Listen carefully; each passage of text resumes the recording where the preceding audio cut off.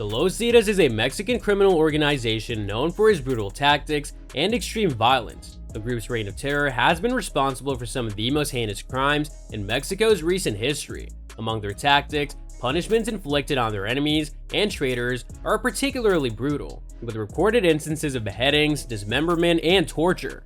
Hello everyone, and welcome to another video. Today we'll be looking at the worst Los Zeta punishments ever recorded. Yeah, you heard it right. Unclaimed bodies. Groups obtained DNA samples from the public and visited mortuaries, where administrative irregularities raised concerns of a double disappearance of unclaimed dead. The search brigade demanded an extraordinary mechanism for northern Veracruz in the presence of the UN High Commissioner for Human Rights Mexico representatives due to state ineptitude. Angeles, who's seeking for her son Angel, cries on the house's terrace, "I have no doubt that those bones are from human beings. Maybe they're from my son or my comrade's children, and we'll never discover them." In March 2016, her son and two friends were kidnapped at Poza Rica near La Gallera and Tiahuatlan.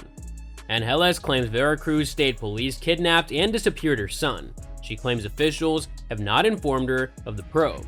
Testimonies often mention police disappearances and bungled investigations. In 2014, 43 Ayotzinapa college students disappeared. Municipal police kidnapped the students, gave them to a drug gang, and then disappeared, according to an official report.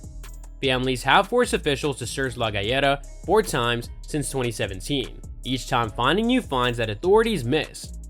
Separate searches found 6 beheaded bodies, children's skulls, femur, pelvic, and jaw bones, and hundreds of burned bone fragments. The Irish Times documents support state carelessness or collaboration claims. Corrupt police. Karim, an ex-police officer and northern Veracruz Los Zetas boss, signed a statement to federal prosecutors on August 31, 2011, after his capture by Mexican Marines. He provided GPS coordinates and Google Street View photographs of 2 other Cook People kitchens. Both kitchens are near Poza Rica, near the Yagario killing ground. Karim mentioned 386,000 pesos he paid corrupt police officers in northern Veracruz, where La Gallera is located and where Angeles believes her son was kidnapped and disappeared by state police. Despite knowing about the kitchens since 2011, the federal government appears to have done nothing. The one in La Gallera may have opened that year and operated until the final months of 2016, when family pressured authorities to look. The worst thing I've ever seen was La Gallera, according to Search Brigade Solidarity volunteer Alejandro Salas Alvarez. Worst scary film.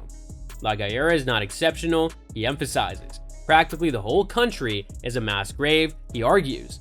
The whole world needs to know that people were dissolved in acid in Mexico because the government allowed it. Like Germany, memorials will be everywhere, plaques with faces, names, and stories of the disappeared as a reminder of what happened in these places and to never say again, Alvarez says. Dissolved in acid, Mario Vergara takes a break from searching undergrowth. He's looking for his brother Tomas, who was kidnapped on July 5, 2012 in Huitzuco, Guerrero, close to the site of the kidnapping of 43 Ayotzinapa students. He explains that searches for the disappeared are thwarted by extermination methods which can leave no traces of victims, such as dissolving bodies in acid or burning them with diesel or petrol, or other manners of physically erasing humans.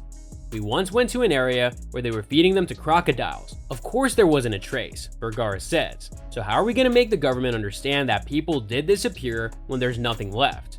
While the vast majority of the 60,000 disappearances occurred before the presidency of Andrés Manuel López Obrador started in December 2018, there is frustration that not enough is being done by the current government. While a national search commission was set up under the 2017 General Law of Disappearances to help search for the disappeared, Vergara sees it as an affection or symbolic. It's shameful for the Mexican state that is the families who are teaching the experts how to search, Vergara says. The families are in the hills and fields while the government is sitting here on the outside. In stark contrast to the trauma of La Gallera, however, the searchers also displayed the best of humanity, the quiet dignity of families searching for loved ones, and growth to solidarity, community, and sense of an extended family. So that's all for today's video. If you enjoyed it, remember to leave a like, subscribe, and ring that bell icon so that you never miss our upcoming videos. And don't forget to share your thoughts in the comments section down below. Stay tuned, and we'll catch you in the next video.